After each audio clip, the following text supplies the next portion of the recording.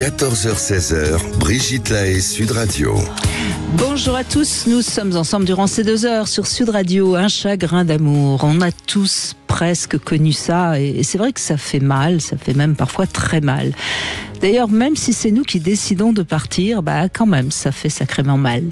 Néanmoins, on n'est pas tous égaux face aux ruptures, comme si certains d'entre nous étaient plus aptes à s'en remettre. Alors pourquoi ? C'est ce que Stéphane Clerget, dans un instant, va nous expliquer. Il pourra également nous dire pourquoi aimer peut faire mal, si mal, et comment faire pour éviter de trop souffrir. Je dis bien trop souffrir, parce que ne jamais souffrir, pour ça, il ne faudrait jamais aimer, et ce serait quand même très, très, très triste. J'aime bien rappeler qu'il n'y a que les êtres qu'on aime qui peuvent nous faire souffrir, comme d'ailleurs, il faut quand même aussi le reconnaître, forcément qu'on les fait souffrir nous aussi. Vous vous sentez sans doute concerné, alors n'hésitez pas à nous rejoindre, et pour ça vous nous appelez au 0826 300 300. Stéphane Clerget, bonjour, merci d'être avec nous. Bonjour, Brigitte. Alors oui, le chagrin d'amour, on en a pratiquement tous connu d'abord, oui. Ou finalement. Ou oui, alors il oui. faut vraiment être seul sur son île déserte. Oui, ou avoir 1 an et demi, quoi. Mais... et encore là, on peut avoir des petits moments. Maman s'en va. Oui, et c'est déjà laisse. la fin du monde, c'est vrai.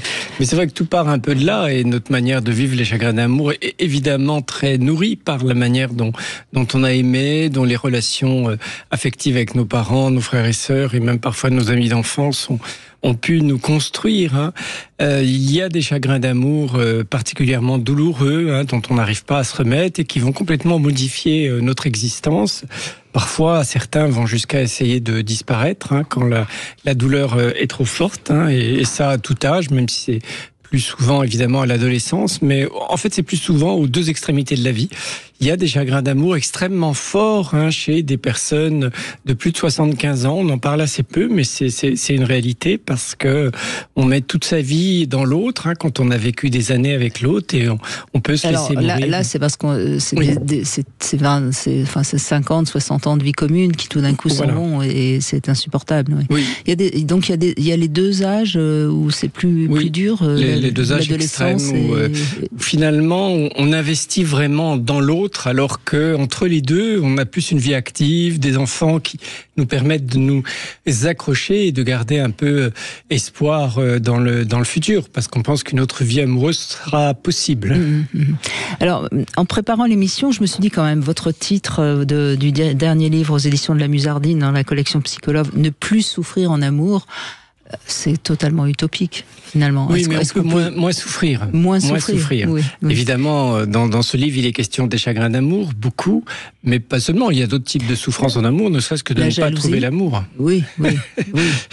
Et puis la jalousie, et puis les aléas de la relation amoureuse, comme l'infidélité, ou le sentiment de ne pas aimer de la même façon qu'on est aimé. Et finalement aussi, selon notre personnalité, on va aimer différemment, plus ou moins intensément, et on va plus ou moins souffrir. Est-ce que c'est possible de s'aimer pareil ? Enfin, j'ai l'impression qu'on est toujours dans des manières de s'aimer différentes. Il y en a toujours un qui est plus dépendant que l'autre, qui est plus exigeant, non ? Oui. Alors après, ça doit arriver, mais c'est évidemment rare, parce qu'on est différent, on a une histoire différente, on aime différemment. C'est évidemment pas la même chose si c'est notre première histoire d'amour ou si c'est notre 3e ou 10e. Donc il y a un accordage qui se fait plus ou moins, mais ce qui est certain, c'est que dans l'histoire amoureuse, il y a une part d'illusion. C'est-à-dire, il y a l'autre tel qu'il est et puis tel qu'on le voit.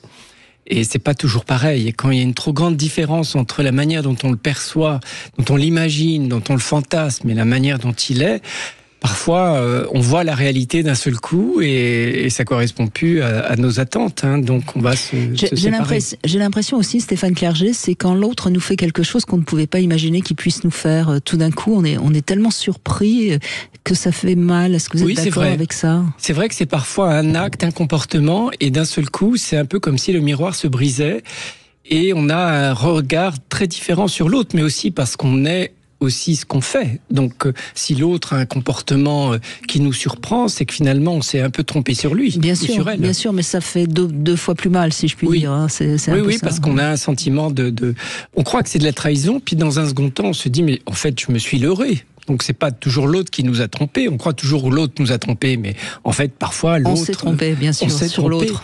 Et on oublie un peu ça quand même, que c'est aussi nous qui nous trompons parfois quand l'autre nous trompe. Enfin certains, pas tous. Oui.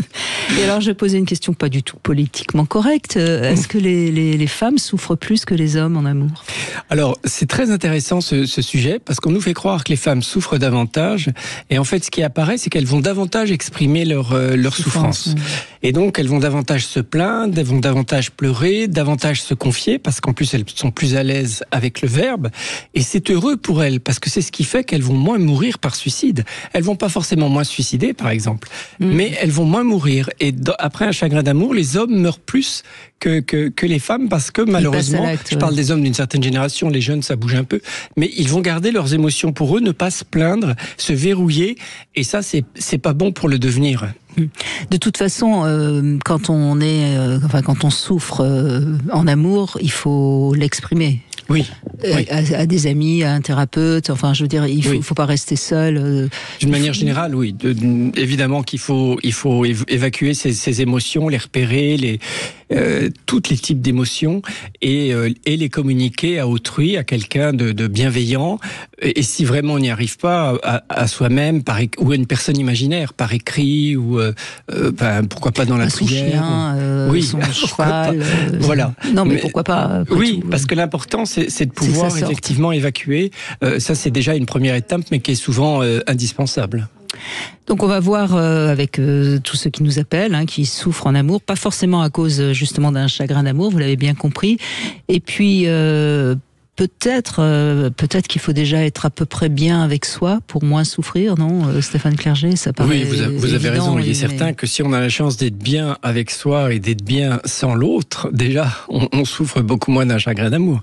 Il est certain que quand l'autre est venu combler beaucoup de failles en nous et que l'autre part, eh bien, ces failles réapparaissent. C'est aussi ça, le chagrin d'amour. C'est important de le signaler, en effet. Que le chagrin d'amour, ça peut être lié aussi à des failles antérieures qui avaient été comblées par l'autre, mais pas véritablement réparées. Et est-ce que, dernière question, puis après on va donner la parole à ceux qui nous écoutent, est-ce que c'est proportionnel au nombre d'années qu'on a passées ensemble ? Alors théoriquement oui, enfin on l'a vu pour les personnes âgées, parce que du coup l'autre représente une grande partie de notre vie, donc si l'autre s'en va, on croit à tort que notre vie part avec lui, et il faut faire la part des choses pour se réparer. Bien qu'on sait qu'il y a beaucoup de personnes très âgées qui meurent peu de temps après la disparition de l'autre, surtout quand c'est un deuil. Et justement parmi ces morts-là, c'est un peu tabou de le dire, mais certaines sont un peu des équivalents suicidaires. C'est-à-dire qu'il y a quand même des gens qui se laissent un peu aller, qui se remettent à fumer, à boire. Il y a un acteur célèbre, Charles Boyer, que les jeunes générations ne doivent pas connaître, qui était un séducteur à Paris et à Hollywood, qui a une grande histoire d'amour que toutes les femmes désiraient, mais qui était assez fidèle, semble-t-il, à sa femme. Et quand elle est morte, il s'est laissé mourir. Il s'est plus ou moins donné la mort. Donc, mais en effet, il y a quand même des situations où une histoire d'amour très courte, et ça c'est plutôt chez les plus jeunes, extrêmement passionnel, fait que de manière un peu impulsive, on va porter atteinte à ses jours après une rupture amoureuse, mais qui peut être très court. Donc oui, c'est pas forcément proportionnel à la durée. Par contre, je ne sais pas si vous êtes d'accord avec cette théorie. Moi, je suis pas forcément convaincue. Le deuil, enfin le travail de deuil, c'est-à-dire le temps de se remettre d'une séparation est proportionnel au nombre d'années ou de mois qu'on a passé ensemble. Non, ça c'est pas si vrai. C'est peut-être vrai pour des vrais deuils, mais pour des histoires d'amour, non, c'est pas forcément lié à la durée, non. Non, heureusement d'ailleurs, parce que... Non, mais la preuve en est, c'est qu'il y a des histoires d'amour, vous l'avez pointé, très très courtes, et des jeunes gens vont y penser pendant des années, et croire ne pas pouvoir s'en remettre. Eh bien, on en parle avec Stéphane Clerget, donc n'hésitez pas à nous rejoindre au 0826 300 300, à tout de suite. Vous voulez parler à Brigitte Lahaie ? 0826 300 300. 16h, Brigitte Lahaie, Sud Radio. On est avec Stéphane Clerget, Ne plus souffrir en amour, c'est le titre de votre dernier livre aux éditions La Musardine. Il y a du travail, et je crois qu'un livre n'aurait pas suffi, il faudra faire le 2e tome, le 3e et le 4e. Alors on a Frédéric qui est avec nous. Figurez-vous, Stéphane, que Frédéric nous a envoyé un message sur Facebook ce matin et on l'a appelé, il est à Hong Kong, donc vous voyez, on est écouté... c'est une émission internationale. Dans le monde entier, et peut-être même sur la Lune, il paraît. Et ont-ils des chagrins d'amour, les hommes de la Lune? Bonjour Frédéric, merci de prendre la parole. Bonjour Brigitte Lahaye, bonjour Stéphane Clerget. Bonjour. Alors moi j'ai lu votre message sur Facebook, je l'ai lu ce matin, mais Stéphane ne l'a pas lu, donc je vais vous demander de nous raconter justement ce qui vous arrive. J'ai rencontré quelqu'un dans un restaurant en voyage, donc j'habite à Hong Kong, j'étais en voyage à Noël aux Philippines il y a 2 ans. Et on s'est rencontrés dans un restaurant, tout de suite on s'est regardé et après on a échangé et du coup on s'est revus 1 mois après, on a commencé notre relation. Et après j'ai des vacances régulièrement, donc on s'est revus tous les 1 mois, 2 mois, des fois 3 mois en fonction de quand on pouvait. Et donc on a continué la relation 1 an et c'est en fait très très fort entre nous. Elle est venue à Hong Kong quand elle a pu, quelques mois après. Après, on a continué notre relation. Et 1 an après, on était à Bali ensemble en vacances. Et elle m'a regardé, elle m'a demandé si j'avais eu d'autres relations pendant qu'on était la première année ensemble. Je lui ai dit oui. Je lui ai dit que j'ai eu des histoires sexuelles avec d'autres. Je lui ai dit 3. Et là, elle voulait me quitter. Et moi, je voulais pas qu'on arrête. Donc, je lui ai dit que j'étais amoureux d'elle et que je voulais continuer. Sauf que quelques mois avant, elle m'avait dit qu'elle m'aimait. On était dans mon lit chez moi. Elle m'avait dit I love you. Et moi, en fait, j'étais pas prêt à lui dire. En fait, je m'étais dit un jour dans ma tête, si ça devait arriver, c'est quand on allait s'installer ensemble, si on allait faire quelque chose ensemble. Et en fait, je me protégeais à moi-même. J'ai compris bien plus tard. En quoi vous faites le lien entre le fait que vous lui ayez pas répondu que vous l'aimiez et le fait que vous lui dites que vous avez eu des relations, ce que je conseille toujours de ne pas dire, mais bon, ça c'est autre chose. Tout à fait, et je m'en rappelle très bien parce que je vous écoute depuis plus de 10 ans. Bref, et du coup, je voulais pas lui dire, mais elle m'a regardé dans les yeux et c'est comme si elle avait senti quelque chose et je savais pas quoi faire sur le moment. Ça, c'était il y a 1 an et je savais pas quoi faire. Et j'ai dit oui, c'était une erreur, c'était une grosse erreur, je voulais pas le dire. Bref, et après, elle m'a pardonné tout de suite après. Donc, je suis revenu à Hong Kong, elle m'a pardonné et ça, je pense qu'avec du recul, c'est une grosse erreur qu'elle m'a pardonné trop vite. Parce que j'ai pas pu changer. Et en fait, avec la distance, j'ai eu une première relation quand j'étais très jeune, à 18 ans, avec de la distance, quand j'ai vécu en France. Mais ça m'a posé beaucoup de soucis, parce que j'avais pas d'argent à l'époque, et c'était difficile. J'étais très jeune, elle était jeune aussi. Et cette relation à distance, c'était un peu comme un remake, comme un refaire. Et du coup, ici, en vivant en Hong Kong, je m'étais dit, en fait, j'ai facilement des relations, et quand j'avais envie, si j'avais une opportunité, ça arrivait. Mais moi, c'était... sans émotion, avec du respect tout le temps, mais sans émotion, c'était différent. Mais on s'appelait, on était très proches, mais j'ai malheureusement continué ça. Et c'est passé que, avec le temps, elle m'a redit je t'aime plusieurs fois, on a repassé des grands moments ensemble, mais sauf que moi, quand elle me redit je t'aime, moi je savais qu'elle était importante pour moi, je savais vraiment qu'elle était importante. Et c'est ce que je disais aux gens, c'est ce que je disais à moi-même et à elle. Mais ça, c'était une erreur parce qu'en fait, je me voilais la face, je voulais me protéger avec moi, peu importe. Je lui disais qu'elle était importante, je disais d'autres mots d'attachement, mais je disais pas ces mots-clés-là parce que moi, je voulais lui dire que si, dans le futur, on allait vivre ensemble et que, bref. Et il s'est passé en octobre dernier, donc il n'y a pas très longtemps. Elle avait besoin d'être rassurée, elle avait jamais eu de moi ces mots-là. Même si je dis que c'était évident qu'entre nous, c'était quelque chose de particulier. Même elle, c'est moi, une fois, elle a dit, on a une connexion ensemble. Et c'était exact. Elle est très intelligente et c'était vraiment ça, c'est une connexion totale, passionnelle, fusionnelle. Bref, et Et du coup, en octobre, ça me pousse et je sentais qu'elle souffrait en fait de ça. Et j'ai encore continué comme ça à dire, on verra dans le futur. C'était mes réponses. Comme si on avait le temps et qu'on verra. Et sauf que le 17 novembre, je suis allé un week-end pour son anniversaire.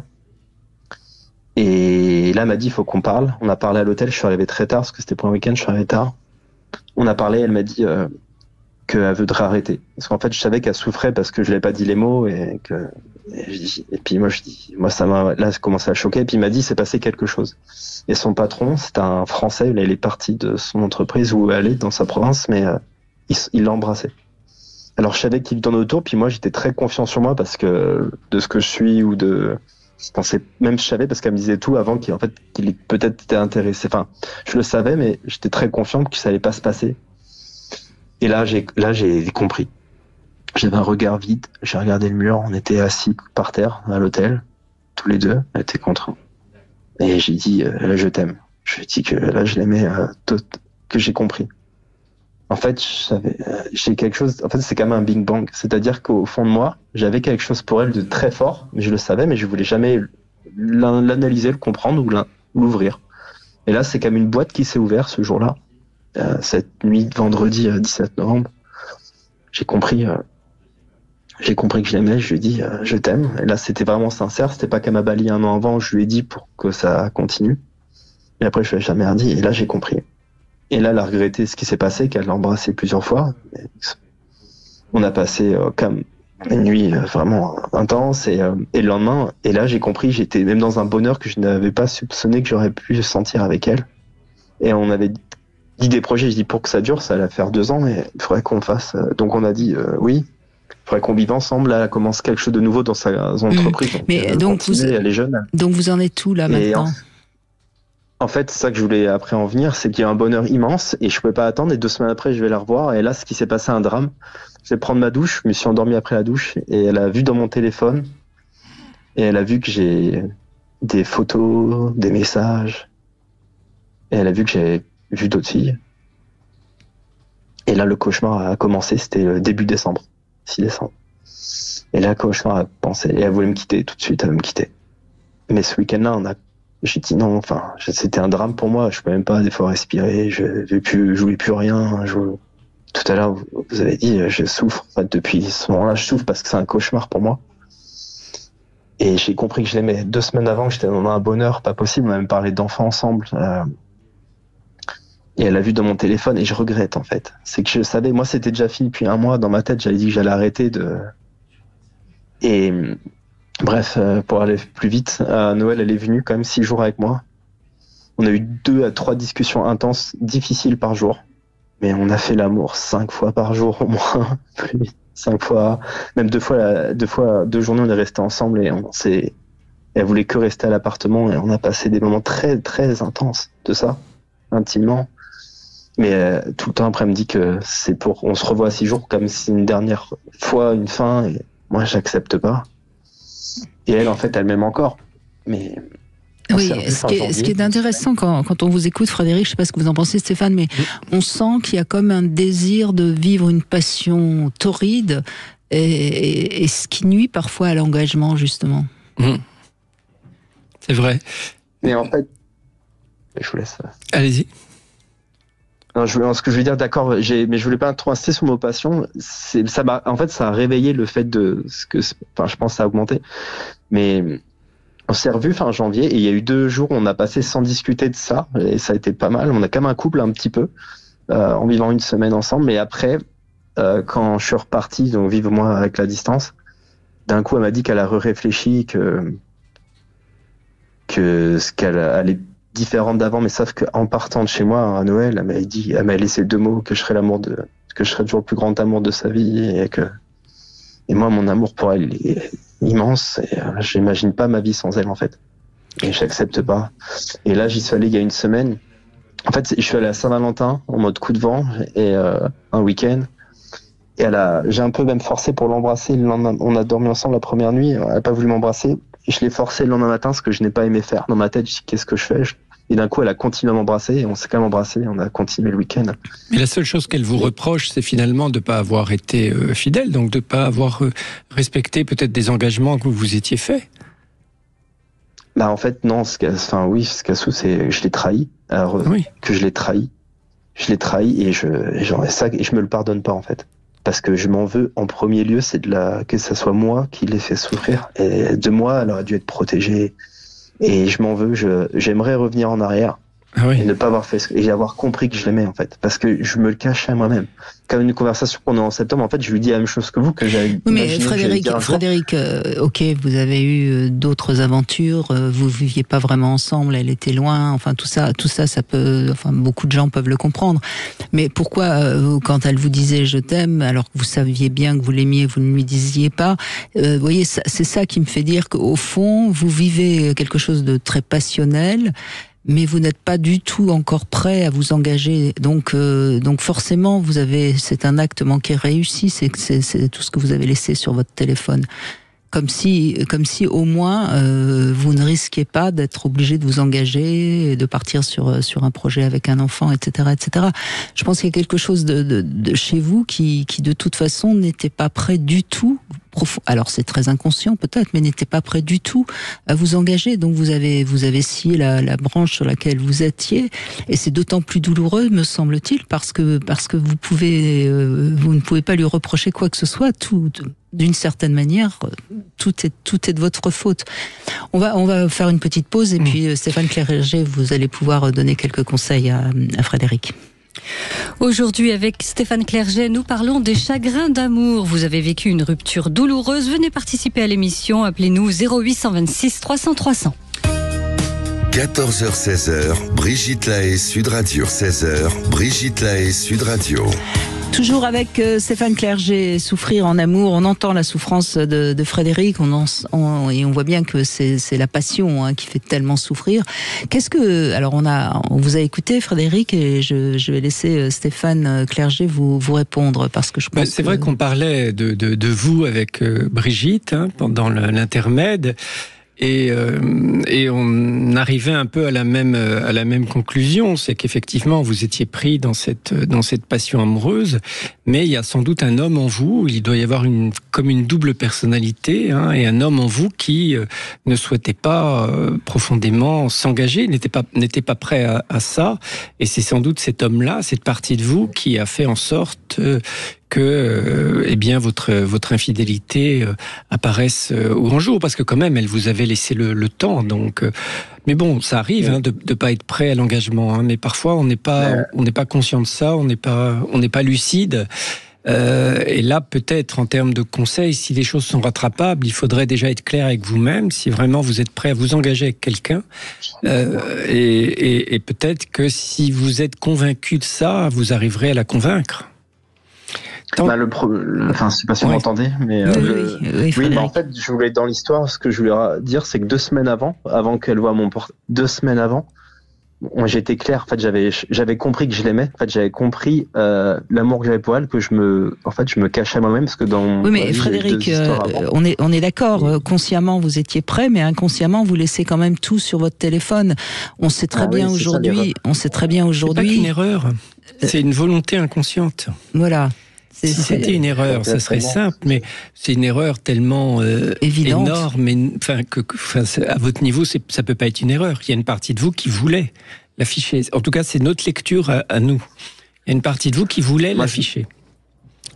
Mais en fait, moi, j'arrive pas à me le pardonner. Je me sens comme un vraiment criminel. Même, vous savez pas à quel point je souffre tous les jours. Je dors, ça fait 3 mois, et je m'en fiche de la durée, mais il y a une lutte intérieure, oui, entre vous et vous. Je ne pardonne pas. Oui, mais ça va au final vous faire avancer. Vous allez y voir plus clair. Mais c'est pour ça que c'est si douloureux. Mais non, mais Frédéric, c'est pour ça que c'est si douloureux. C'est parce qu'il y a une partie de vous qui vous en veut.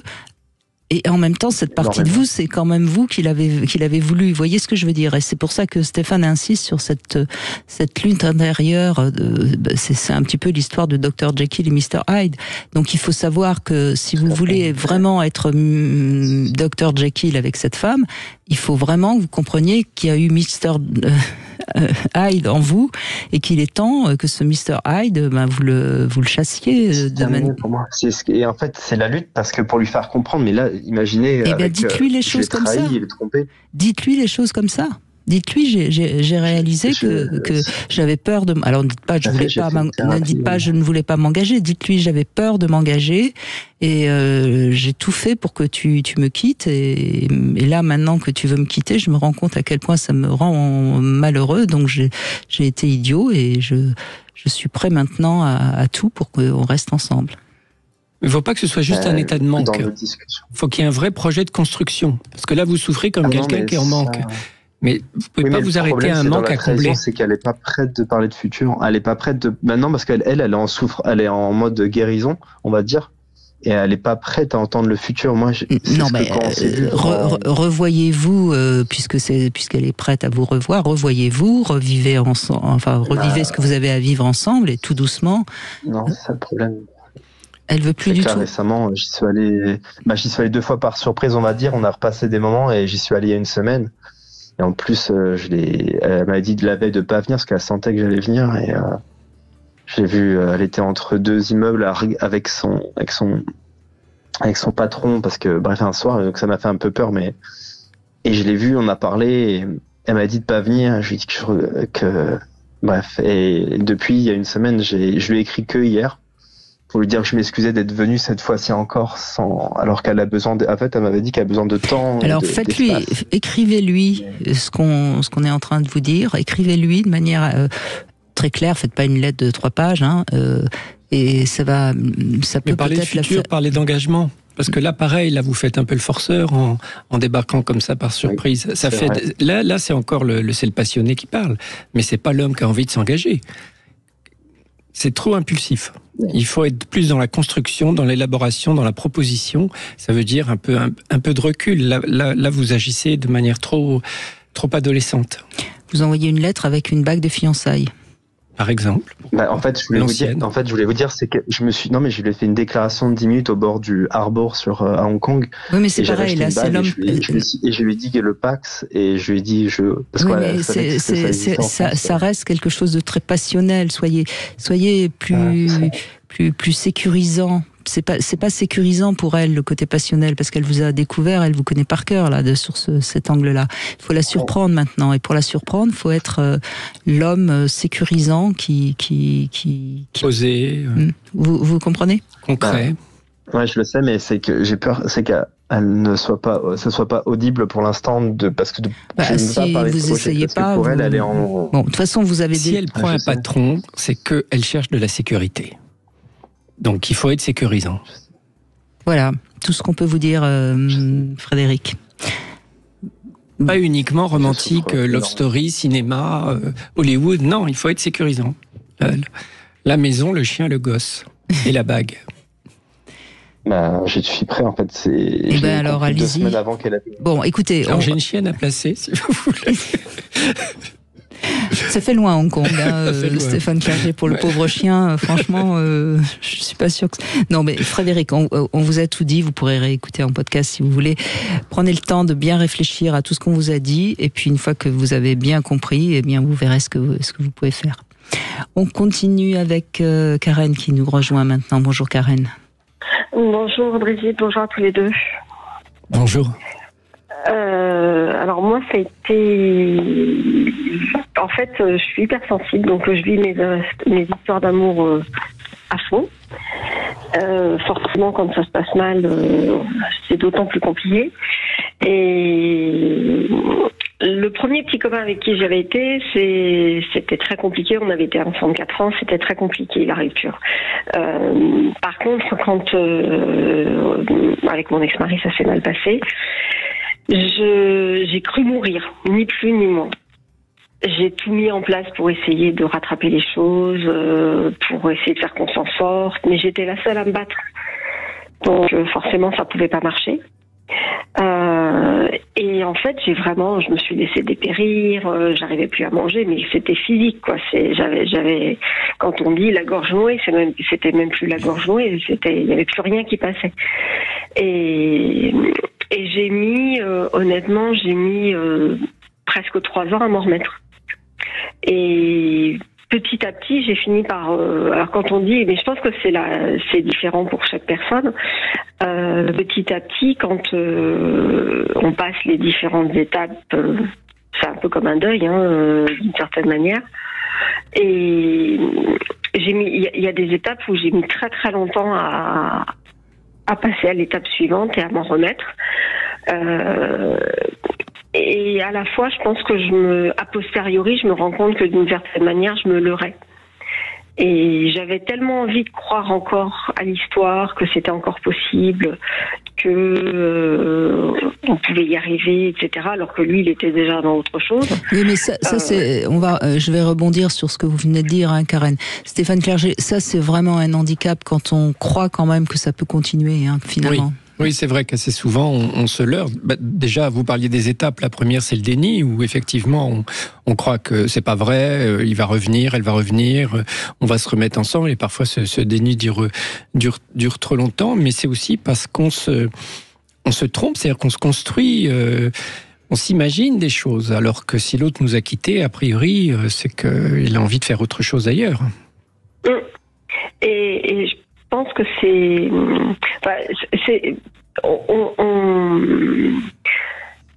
on a toujours parfois on tire à boulet de canon sur celui qui part. Moi, j'étais consciente que c'était pas facile pour lui de partir. Bon, néanmoins, il le faisait quand même.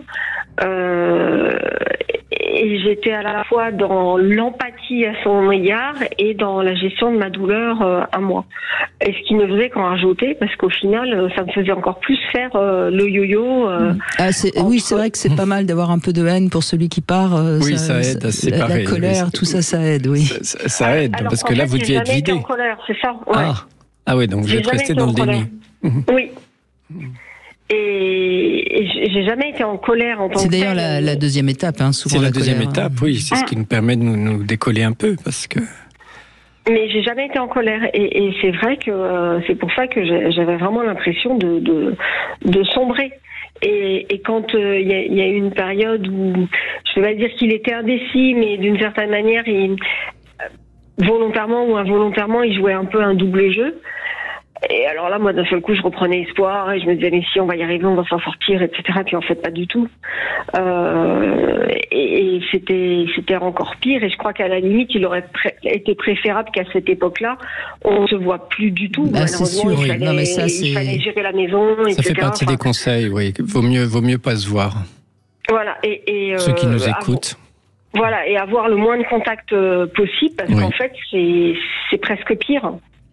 Mais même de la part de... Celui qui croit, il s'enlise et il s'entretient dans cette situation. Mais ça veut dire, vous conseilleriez à la personne qui quitte d'être ferme, presque brutale, et de ne laisser aucun espoir?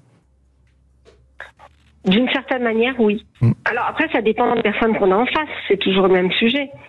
A posteriori, moi, je me suis dit, en fait, j'aurais dû lui faire croire que je m'en fichais. Et peut-être qu'effectivement, moi, ça m'aurait protégée, et puis lui, il se serait débrouillé avec son eau du bain, quoi. C'était presque, j'aurais dû, si j'avais... En auriez-vous été capable? Oui, voilà. Ça marche si on ressent pas grand-chose, mais quand on est pris par le chagrin et la douleur, on peut pas jouer comme ça, c'est trop dur, surtout si on est hypersensible comme vous. C'est certain, mais c'est vrai que j'aurais aimé, a posteriori, je me suis dit, en fait, j'aurais dû faire ça, et peut-être que je me serais un peu protégée. En tout cas, c'est le conseil que vous donnez à nos auditeurs. Peut-être parfois de faire des choses contre ce qu'on est pour se protéger. Et puis si jamais l'histoire elle doit redémarrer, mais vous aviez personne autour de vous qui pouvait un peu vous conseiller, ou vous vous êtes battue toute seule? Pour beaucoup, oui. J'avais des amis, mais à distance, et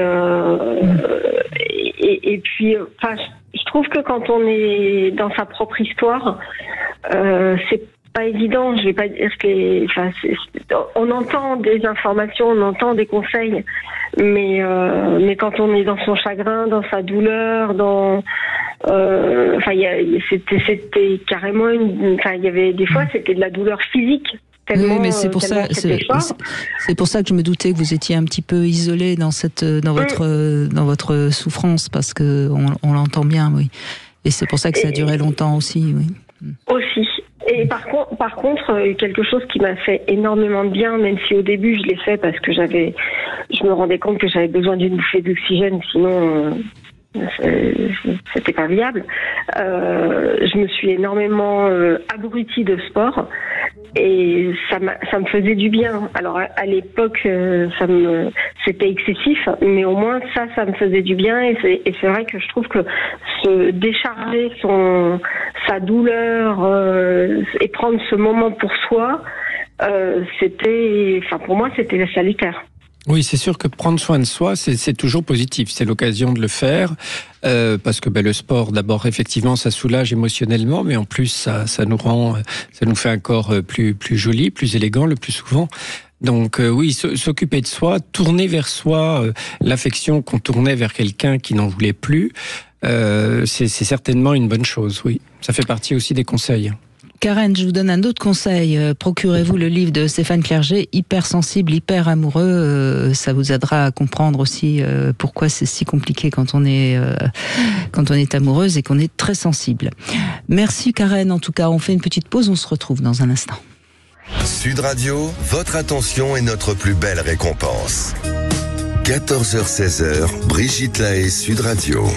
Stéphane Clerget est avec nous et il nous aide pour moins souffrir, en tout cas en amour, même si son titre de livre c'est Ne plus souffrir en amour, aux éditions de la Musardine. Je vous taquine. Moi je voulais l'appeler Le mal d'aimer, mais bon. Oui, comment vous écriviez le mal? C'était aujourd'hui, il faut faire attention à tout ça. Bonjour Aurore. Bonjour Brigitte, bonjour Stéphane. Bonjour. Moi c'est un sujet qui me parle aujourd'hui parce que je suis en plein dedans. Racontez-nous. Dans un gros chagrin d'amour. En fait, j'ai rencontré quelqu'un il y a 40 ans qui était marié et notre relation n'a pas duré très longtemps. Et on s'est vu il y a 7 ans. Et là, moi, j'étais mariée aussi et lui toujours. Et on a chacun quitté nos conjoints pour se retrouver. Puisqu'il m'a dit, on s'est raté une fois, je voudrais pas qu'on se rate une deuxième. Pour l'instant, tout est beau. Oui, magnifique. Voilà, donc on est restés 2 ans ensemble. On vivait ensemble et puis comme on n'était pas dans la même région, moi je bougeais beaucoup, lui restait toujours au même endroit. Quand le confinement est arrivé, justement il y a 5 ans tout juste aujourd'hui, on a passé le premier confinement ensemble et là ça a été l'enfer. C'est la première fois que vous viviez réellement en huis clos, en quelque sorte. Voilà. Et en fait, sa femme, dont il n'était pas encore divorcé, l'a harcelé en l'appelant 3 fois par jour, en lui disant qu'elle était au bord du suicide, que c'était trop dur, cette situation, qu'ils allaient tous mourir, enfin. Et du coup, il est retourné avec sa femme. Comme quoi, le harcèlement, ça marche. Voilà, donc ça a marché. Elle avait des arguments visiblement. Je pense que ça marche sur les gens un peu lâches, Stéphane Clerget. Oui, excusez-moi, Tout à fait. Je prends la défense d'Aurore. Vous avez touché juste. Et donc pendant ces 5 dernières années, donc en fait on s'est quitté quand il est retourné chez sa femme. Au bout d'un mois, il m'a rappelé en me disant je me suis trompée, il faut qu'on revienne ensemble. Mais moi j'étais retournée dans ma région. Donc je lui ai dit que je n'étais plus du tout prête à faire d'efforts pour aller le retrouver. Donc c'était à lui à le faire. Oui, vous avez payé pour apprendre. Voilà. Et donc pendant 5 ans, jusqu'à il y a 6 mois, on se voyait pendant 6 mois. Au bout de 6 mois, notre relation montait jusqu'à atteindre le paroxysme où là, je lui disais, maintenant, faut que tu te décides et que tu parles. Oui, je parle demain. Et puis, le demain n'arrivait pas. Donc, on se quittait. Ça a reduré 1 mois parce qu'on s'est jamais quitté plus d'1 mois. Il me rappelait en me disant, mais cette fois, j'ai vraiment réfléchi, je suis vraiment décidée. Moi, chaque fois, je retombais dans le piège. En sachant pertinemment que c'était que des paroles, mais je pouvais pas faire autrement. C'était plus fort que moi. C'est charnel, comme on dit. Complètement. Et en plus, quand on se voit, c'est vraiment charnel entre nous. C'est électrique, c'est vraiment charnel. Et je me disais, je savais ces trahisons, ces mensonges, mais pour moi, c'était impossible d'imaginer ma vie sans lui. Donc je me disais, chaque fois qu'il fait un pas en arrière, il fait quand même 2 pas en avant, donc on avance un peu. À la fois, il a fait partie de votre vie, il continue un peu d'en faire partie, puisqu'il est en tout cas bien présent dans votre tête et dans votre cœur. Complètement, puisqu'en fait, il y a donc au mois de septembre à peu près, il est venu donc chez moi, il m'a présenté ses enfants, un de ses enfants, qui lui a dit maintenant papa, faut que tu parles et vraiment que tu te décides. Et quand il est rentré chez lui, il a eu un problème médical, il est resté 15 jours dans le coma. Oh. Et c'est sa femme qui s'en est occupée, qui s'en occupe jusqu'à maintenant et qui maintenant est la grande épouse très dévouée qui vient le voir tous les jours. Et moi donc je suis Pourquoi? allée Parce le voir quand il est sorti. il est malade là? Il est toujours à l'hôpital, oui, oui. Il est sorti du coma, je suis allée le voir. Alors là, c'était extraordinaire, c'était des retrouvailles, c'était merveilleux. Il vous a reconnu? Il m'a reconnu, il m'a dit il faut qu'on se marie, il faut vraiment. J'ai dit écoute, avant qu'on se marie, il faut que tu divorces, ce sera bien. Mais qu'est-ce qu'il a, Aurore? Eh ben écoutez, il a en fait un cancer en phase terminale. Ah bah oui, donc Et là... donc, moi je l'ai pas revu depuis parce que la deuxième fois où je suis allée le voir à l'hôpital, quand je suis rentrée chez moi, j'ai essayé de le joindre pour lui dire je suis bien arrivée. Impossible. Impossible de l'appeler, impossible de lui envoyer des SMS qui passaient pas. Donc j'ai pris contact avec une amie qu'on a en commun et je lui ai dit écoute, renseigne-toi parce que c'est bizarre, je n'arrive pas à le joindre. Et elle s'est renseignée, elle m'a dit t'as bloqué. Mais c'est peut-être sa femme, c'est peut-être sa femme qui a bloqué plutôt, hein, oui. Parce que s'il est en phase terminale, il a peut-être plus trop toute la conscience. Bah maintenant, il est en phase terminale, mais il y a 3 mois, il l'était pas, et donc il voulait plus qu'on ait de contact en attendant entre guillemets de se remettre. Je pense que dans ce que vous racontez, c'est sa femme qui a dû bloquer, même si, parce que à partir du moment où il est quand même très malade. Bah, il a plus accès à son téléphone, hein, de toute manière, je pense. Hein, oui, donc, bien sûr, Aurore, mais sa femme est là, près de lui. S'occupe de lui, oui. C'est complètement normal qu'il est bloqué si elle a mis le holà. Et comme je dis souvent, les hommes sont parfois malins et préfèrent rester avec celle qui pourra servir d'infirmière. C'est ça. Vous avez vécu. Mais j'ai un mal fou à tourner la page. Mais oui, parce que là, c'est cette rupture. C'est une rupture, c'est même un deuil qu'il va falloir faire. Oui. Ah, c'est les deux, oui, c'est tout à fait. Mais en plus, je trouve que c'est hyper violent de ne même pas m'avoir envoyé un mot pour me dire, voilà, je suis pas dans une situation où on va pouvoir se parler, donc je préfère prendre des distances. Enfin, au moins un mot d'explication, quelque chose. À la fois, vous en doutez bien. Mais je le sais en plus. Il n'y a pas besoin de ce mot. Je pense qu'entre vous, ça communiquait sans les mots. Je pense que vous savez bien ce qu'il pense de vous et... Aurore, des deux, c'est peut-être quand même lui là qui est le plus à plaindre. Hein. Je crois qu'il faut peut-être que j'entends quelque part c'est de la colère que vous manifestez d'une manière très très neutre, mais vous êtes très en colère. Vous êtes aussi certainement très en colère par le destin qui s'est acharné sur votre histoire. Mais quelque part cet homme, il a dû être partagé sans cesse avec une culpabilité vis-à-vis de sa femme, une culpabilité vis-à-vis de vous. C'est un stress, c'est du stress qui provoque forcément des faiblesses du système immunitaire et qui peuvent malheureusement entraîner des graves maladies. Donc vous voyez bien que quelque part, il vous a certainement profondément aimé, mais il était très attaché, très engagé avec sa femme, ses enfants. Et moi, je crois qu'il faut que vous fassiez la paix avec lui. C'est très important parce que tant que vous êtes un petit peu comme ça en colère contre lui, vous n'allez pas avancer. Et puis en plus, en admettant que vous soyez connecté, ce qui est quand même, moi j'y crois toujours un peu, il faut qu'il sente que vous êtes en paix avec lui. C'est le cadeau que vous pouvez lui faire. Notre amie commune m'a proposé de l'appeler, de m'appeler avec lui.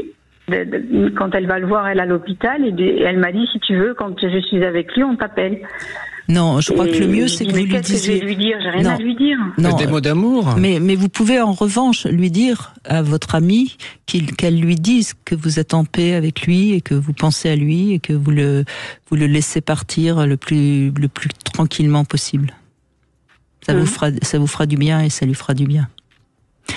Mais moi, c'est épouvantable pour moi. J'ai vraiment l'impression que mon pire cauchemar est arrivé. Quoi. Mais c'est un cauchemar, bien sûr, et vous allez certainement avoir du mal à faire ce deuil parce que ça s'arrête malgré lui, malgré vous. Stéphane Clerget vous donnera peut-être quelques conseils après les infos. Pourquoi souffrons-nous autant lors d'une rupture amoureuse? On en parle aujourd'hui avec Stéphane Clerget. Venez en parler avec nous. 0826 300 300. 14h-16h, Brigitte Lahaie, Sud Radio. Brigitte Lahaie, Sud Radio, le sexe au conseil. Alors Stéphane Clerget m'a fait remarquer que mon accent en anglais était nul. Merci Stéphane, ça fait toujours plaisir. Le P-Games, ça vous va comme ça? C'est mieux. Voilà, on va parler du P-Games, n'est-ce pas? C'est une pratique à risque et c'est important d'en parler. C'est une nouvelle pratique qui est censée donc augmenter le plaisir et ça consiste, le P-Games, ça se traduit par pipi orgasme ou pipi jeu. Ça concerne plutôt les femmes, bien sûr, parce que les femmes ont la vessie assez proche du clitoris. Ça consiste à se retenir d'uriner pour aller se soulager juste après le rapport et découvrir donc une jouissance plus forte, plus longue. C'est vrai que la sphère génitale et urinaire sont extrêmement proches et donc la vessie pleine qui va se vider ensuite ne procure pas les mêmes sensations. Bref, dans le cas du P-Games, si la vessie s'ouvre pour laisser s'écouler le flot urinaire, il paraît qu'il peut y avoir une sensation orgasmique extraordinaire. Bon, bref. Donc, généralement, les femmes vont plutôt aller faire pipi avant un rapport sexuel, parce que justement, elles veulent éviter, notamment si elles sont un peu femmes fontaines, elles veulent éviter qu'il y ait trop de liquide qui sortent. Mais cette pratique, franchement, n'est pas tellement intéressante. D'abord parce que ça provoque pas forcément des orgasmes chez toutes les femmes, et puis ça peut provoquer des complications urinaires chez des femmes, alors qu'on sait que c'est déjà assez fréquent les complications urinaires chez les femmes. Donc, franchement, se retenir trop longtemps d'avoir envie d'aller faire pipi, ça provoque plus de désavantages. Ça brouille aussi les réflexes, donc il vaut mieux aller vider la vessie quand on a une sensation d'en avoir besoin. Et puis ça affaiblit, semble-t-il, aussi les muscles de cette zone qui sont déjà parfois très très très affaiblis. Donc, moi, je vois pas l'intérêt de s'amuser à ça. Lors d'une prochaine miction, concentrez-vous sur ce plaisir simple d'uriner plutôt que de chercher à tout prix des sensations plus fortes. Ce qui compte, c'est pas le plus, mais le mieux. Voilà. Et puis, essayez d'être un peu plus dans vos sensations quand vous faites l'amour, sans avoir besoin de vous rajouter ce genre de jeu. Le P-Games. P-Game. Du coup, ça éclaire peut-être certains parents sur leurs enfants qui, c'est pas rare, ça m'est souvent invoqué en consultation, des enfants qui se retiennent de faire pipi quand ils sont en train de jouer ou autre, et qui disent non, je veux terminer mon jeu. Et en fait, c'est tout simplement parce qu'il y a effectivement du plaisir à se retenir, comme il peut y avoir du plaisir à faire quand on a vraiment extrêmement envie. Malheureusement, souvent, ils font dans leur culotte, quoi. Mais c'est de ce registre-là, finalement, ces enfants comme ça, un peu obsessionnels, qui se retiennent. Oui. Et effectivement, faut pas les laisser faire. Faut les inviter à aller faire pipi à heure régulière quand l'envie est présente. Donc, c'était un sexe au conseil tout à fait utile. Oui. Pour tout le monde. Et merci pour cette leçon d'anglais gratuite, Stéphane Clerget. Toupie. Non, mais c'est vrai qu'il y a de plus en plus d'expressions anglaises maintenant. Donc, qu'on devrait. Je me permettrai de vous passer un petit coup de fil quand il faut que je trouver la traduction. Camille, bonjour. Bonjour Brigitte, bonjour Stéphane. Bonjour. Merci de me recevoir. On vous écoute, allez-y. Alors, moi, j'ai vécu une relation amoureuse en 2022. Ça a été une relation assez courte de 6 mois, mais très intense, parce qu'au bout de 2 mois, on a habité ensemble. J'ai déménagé chez lui. On passait notre temps ensemble. Dès qu'on ne se voyait pas, on parlait H24 par SMS. Et en fait, là, la réalité a pris dessus. Il a été voir ailleurs. Et donc, ça a été le début de l'enfer pour moi. Donc là, Camille, si je comprends bien, on est dans une relation passionnelle, charnelle. Vous êtes totalement drogué, si je puis dire, par cette relation. Et donc, c'est pour vous insupportable qu'il y ait une autre femme qui soit passée par là, si je puis dire. Et vous mettez fin à la relation. Et vous regrettez aujourd'hui d'avoir mis fin à cette relation ? Non, parce que cette rupture a totalement changé ma vie. En fait, j'ai pris conscience de qui j'étais réellement, que j'étais dans la dépendance affective dans mes relations amoureuses. Et du coup, ça m'a aidé à apprendre à m'aimer moi-même, à créer des bases saines avec moi-même. Et aujourd'hui, je suis contente. Je ne donne plus les autres responsables de mon bonheur ou de mon malheur. Donc ça a été un électrochoc finalement. Exactement. Mais au fond, avec le recul, est-ce que vous étiez amoureuse de cet homme ou amoureuse d'une image? Est-ce qu'au fond, il était vraiment bien, ou est-ce qu'il était de toute façon, c'était évident qu'il n'était pas spécialement engagé ni fidèle? Qu'est-ce que vous diriez? Mais je pense que tous les deux, on était assez immatures émotionnellement. Et du coup, on avait un gros problème de communication. Donc, je pense que c'était voué à l'échec, mais qu'il y avait de l'amour quand même, parce que pour moi, je le ressens comme ça. Stéphane ? Mais vous parlez finalement de dépendance affective, vous étiez dépendante, et du coup, là, vous avez décidé dans cette relation de marquer un coup d'arrêt à la dépendance qui fait qu'on accepte tout et n'importe quoi de l'autre. C'est bien ça? Oui, c'est ça. D'accord, donc ça a été pour vous presque un exercice thérapeutique? Je pense. Dans ma vie, en tout cas, ça a été un tremplin. Mais parce que vous étiez engagé à la fidélité dans une histoire si récente? Pour moi, oui. Ah oui. Mais est-ce que c'est quelque chose qui est abordé? Parce que des fois, on découvre l'infidélité, mais personne s'est engagé à l'être fidèle, parfois, dans une relation.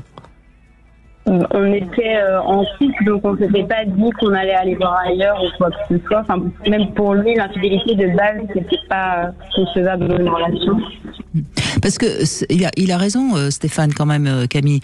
Ok, j'ai compris que vous vous étiez installés ensemble, donc pour vous, c'était évident qu'il y avait fidélité à la clé. Mais si vous ne l'aviez pas formulé, c'est pas.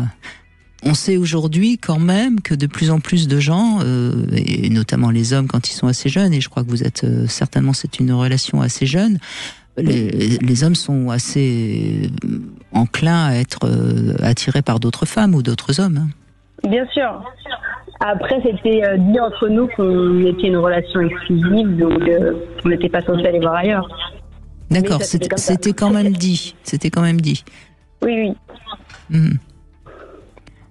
Bon, en tout cas, ce qui est intéressant, c'est que vous en avez fait quelque chose. C'est-à-dire que de cette rupture, qui sur le moment peut-être a été douloureuse, vous vous êtes dit, moi, je veux plus ça, je veux plus ce genre d'histoire, et vous vous êtes regardé, si je puis dire, un peu plus profondément sur ce que vous avez envie de vivre en amour, c'est ça? En fait, la rupture a été ultra douloureuse pour moi, et je voulais me remettre avec cette personne, mais c'est lui qui voulait plus. Et je me suis dit, c'est pas possible de réagir de cette manière, parce que là, j'ai pas d'estime pour moi-même. Donc, j'ai fait un travail sur moi-même pour aller mieux. Et c'est quoi ce travail sur vous-même? Je suis allée, j'ai suivi une thérapie. Et puis, je me suis aussi raccrochée à la spiritualité. C'est un peu tombé dans ma vie, donc je me suis raccrochée à tout ça. J'ai retransmis ma dépendance dans des vidéos sur les relations d'âme. Et ça, c'était un peu une addiction pour le coup. Mais j'ai fini par en sortir. Mais ça me fait penser à une chose importante, Camille, que j'ai envie de dire là, justement, puisqu'on parle du chagrin d'amour et donc de la perte de l'autre.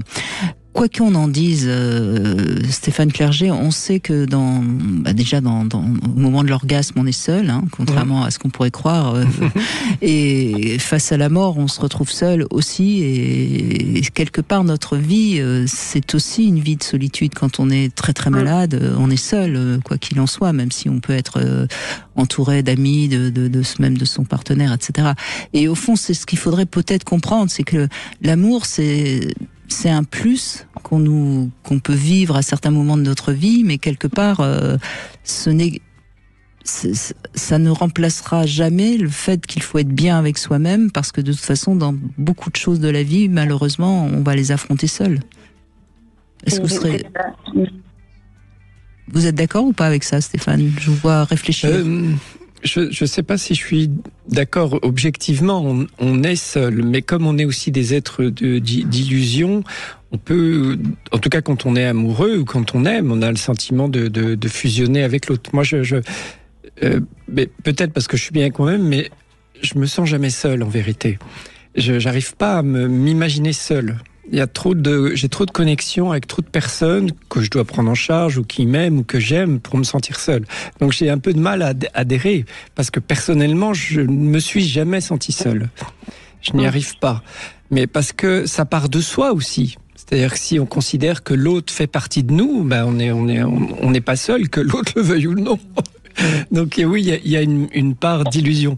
Mais en tout cas, pour revenir à votre histoire, ça illustre ce que Brigitte disait quand elle disait que ce qui est intéressant dans les histoires d'amour, c'est effectivement à la fois d'être acteur, mais à la fois de s'observer et de s'améliorer grâce à l'histoire d'amour. Donc c'est un peu ce qui vous est arrivé finalement.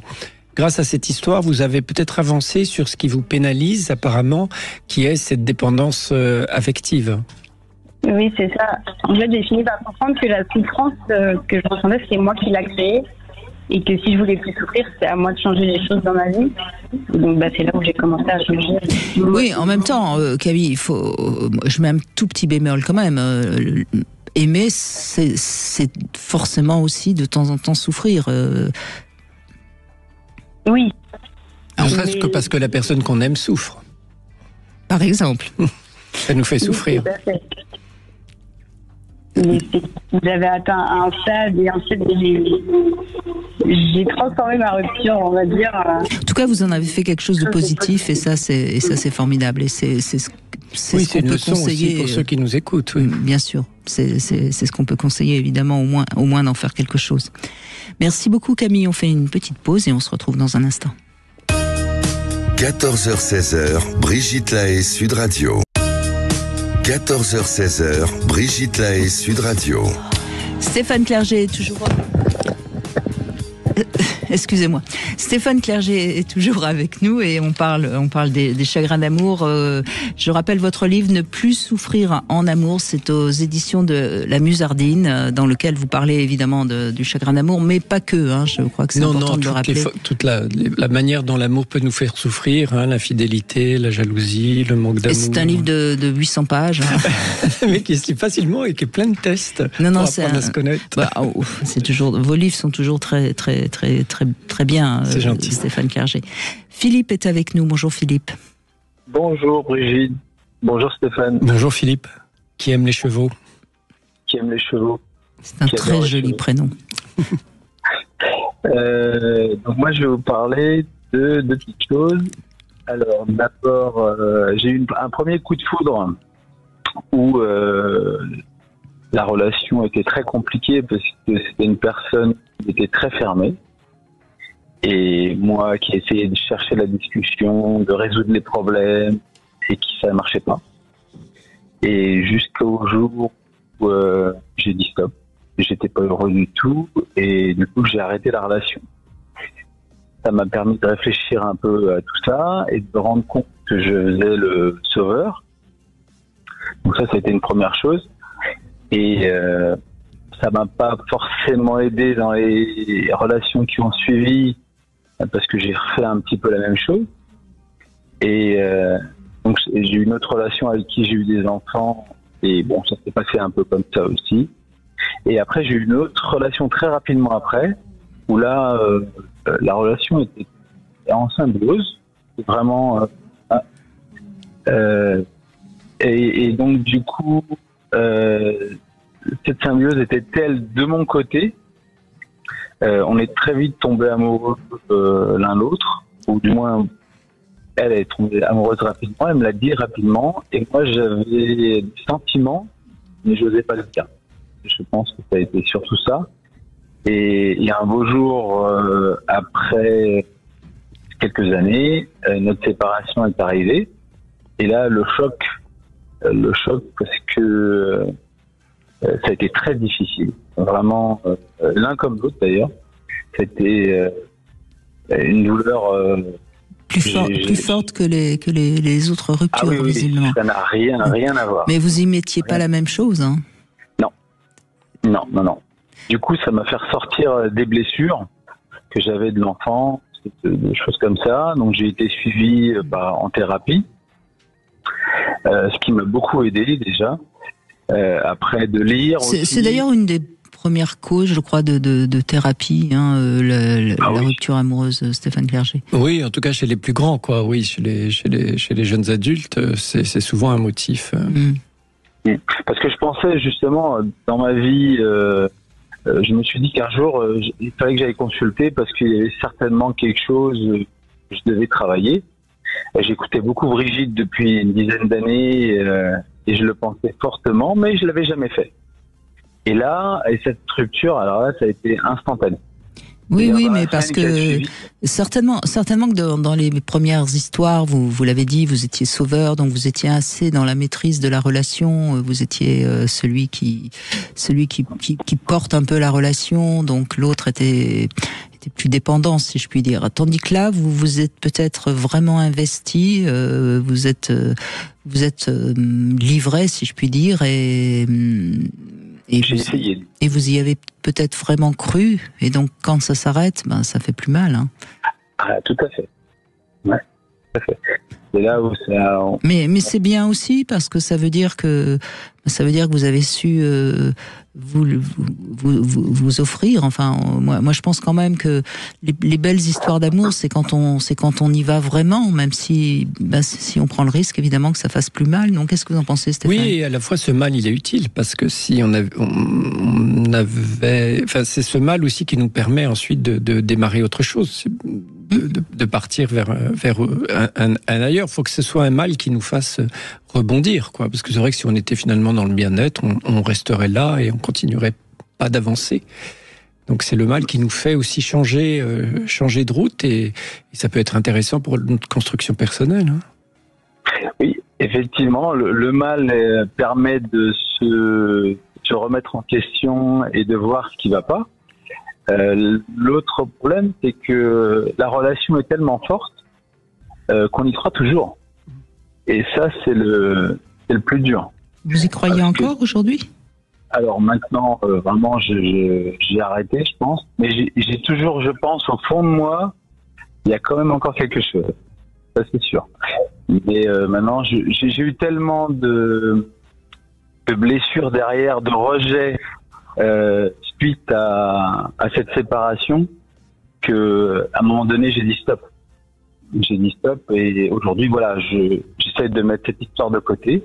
Pour moi c'est ma plus belle histoire, ça restera, mais il faut pas, enfin je veux dire, Philippe, on peut garder un sentiment d'amour pour quelqu'un qu'on a vraiment aimé, même si on n'est plus avec. C'est pas. Enfin, regardez par exemple nos parents, même s'ils sont partis, parce que forcément, quand on vieillit, nos parents meurent. On les garde et on garde l'amour qu'on a pour eux, et c'est pas gênant. Et je vois pas pourquoi on pourrait pas garder de l'amour pour quelqu'un qu'on a aimé, même si on s'est quitté, même si c'est fini. Vous voyez. C'est peut-être. Je crois que et ça n'empêchera pas d'aimer quelqu'un d'autre si on fait vraiment la part des choses. C'est-à-dire que si on garde cette part d'amour tout en sachant bien que c'est fini et sans espoir de renouer. Oui, on pourrait expliquer ça à un enfant en disant que c'est un autre cœur qui pousse pour quelqu'un d'autre. C'est joli. C'est joli. Oui, c'est vrai, mais comme on a partagé beaucoup de choses différentes de toutes mes histoires du passé, on a envie de les revivre. Alors on se dit peut-être qu'on les revivra avec quelqu'un d'autre, mais pourquoi pas avec cette personne encore. Oui, là vous êtes encore avec un peu d'espoir, hein, oui. C'est ça. Bon, j'ai vraiment mis de côté maintenant. J'arrête parce que ça fait trop souffrir, et à un moment donné, pour faire une relation, il faut être deux, donc ça sert à rien d'être tout seul. Oui, mais peut-être, Philippe, on ne sait pas ce que la vie nous réserve, et puis parfois on croit qu'on va jamais plus pouvoir aimer, et puis on rencontre quelqu'un et c'est encore plus beau. Moi, je crois qu'il faut vraiment. Je prends la vie. Voilà, donc vous allez peut-être, et puis vous allez vivre d'autres choses avec quelqu'un d'autre. Ce sera différent, c'est sûr, mais ce sera peut-être mieux. Mais c'est vrai qu'il ne faut pas se leurrer. Les jeunes gens imaginent qu'en vieillissant, il n'y a plus d'amour possible et qu'on n'est plus plaisant et on ne peut plus aimer autant. Mais on se trompe. Nos goûts peuvent évoluer aussi avec l'âge et on peut rester plaisant pour d'autres raisons. Je pense qu'on a une espèce de carapace et je pense qu'il y a des relations qu'on ne peut plus, c'est sûr. Et on recherche une relation, alors je ne vais pas dire optimum, merveilleuse, parce que ça n'existe pas. Il faut faire des concessions, comme dit Brigitte. Une relation, ça ne peut pas être tout blanc ou tout noir. Il faut faire des concessions, il y a le choix. Hein. Et discuter pour pouvoir justement où mettre l'amour qu'on a besoin l'un et l'autre. Mais c'est très, enfin, il y a pas de règle, hein. Mais quand même, ce qu'on peut dire dans l'absolu, même si je n'aime pas beaucoup donner des définitions de ce que c'est qu'une relation amoureuse, on a plutôt tendance à être passionné de manière un petit peu excessive quand on est jeune, quand on se connaît pas encore très bien, et puis au fil du temps, on va être plus apte à choisir une personne qui nous convient bien, avec qui on va avoir des échanges peut-être moins fous au sens du charnel, mais plus intéressants sur des échanges de passions communes, de goûts communs, de capacité à se parler, à se découvrir. Bon, après, partager des choses en commun. Voilà, c'est plus de toute façon, plus on se connaît, plus on va a priori pas faire de mauvais choix. Vous êtes d'accord avec ça, Stéphane Clerget ? Oui, après, c'est pas qu'une histoire de choix quand même. Il faut aussi avoir un peu de chance, il faut aussi un peu avoir la possibilité de rencontrer des gens. Ça, c'est sûr. Rencontrer des gens. C'est-à-dire que c'est pas en restant chez soi. C'est pour ça qu'il y a les sites de rencontres. Il y a les applis, mais il faut aller dehors. Mais c'est pour ça que c'est important. C'est bien de vivre pour l'amour, si on a envie de vivre pour l'amour, mais pas de vivre que pour l'amour. Vivre tout court et l'amour, c'est la cerise sur le gâteau qui vient se présenter à nous, mais on est de toute façon beaucoup plus attirant si on est dans la vie, qu'on fait les choses qu'on aime. Oui, tout à fait, oui.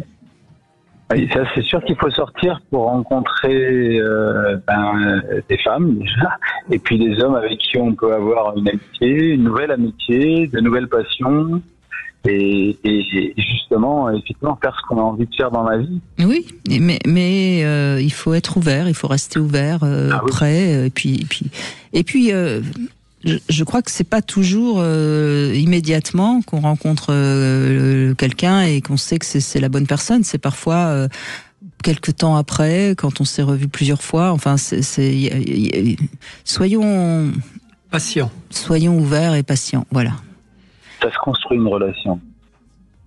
En tout cas, des relations qui durent, c'est des relations qui ne sont plus des passions et qui se sont construites en effet avec de la communication et puis de l'acceptation de prendre l'autre pour ce qu'il est. Hein.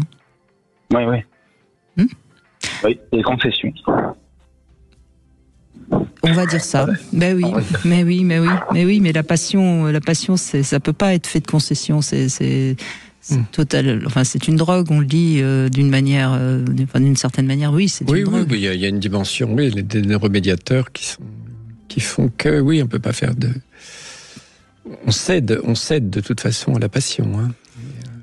Ah oui. En tout cas, merci.